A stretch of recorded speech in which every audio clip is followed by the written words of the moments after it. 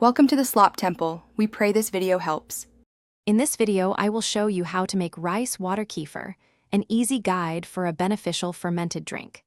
First, let's gather our simple ingredients. You will need 1 cup of organic rice, 4 cups of filtered water, and a clean glass jar. Using organic rice ensures no unwanted chemicals interfere with the process, and filtered water is crucial for healthy fermentation. Now that you have your ingredients ready, let's prepare the base. Begin by rinsing your 1 cup of rice thoroughly under cool water. This step helps remove any excess starch or impurities. Next, combine the rinsed rice and the 4 cups of filtered water in your clean glass jar. Finally, cover the jar loosely with a breathable cloth or coffee filter, securing it with a rubber band.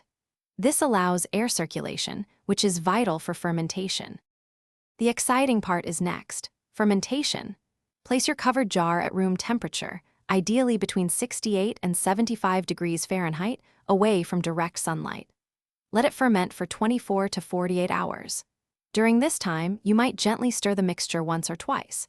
You will know it is ready when you notice a slightly sour, pleasant aroma and see tiny bubbles forming on the surface, indicating active fermentation.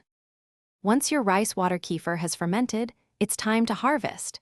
Carefully strain the liquid into a clean bottle, separating it from the rice. You can use a fine mesh sieve for this. Your delicious, homemade rice water kefir is now ready to enjoy. Store it in the refrigerator for up to 7 days. The strained rice can often be reused for 1 or 2 more batches, making this a sustainable practice. Thanks for watching. Consider subscribing if we helped you.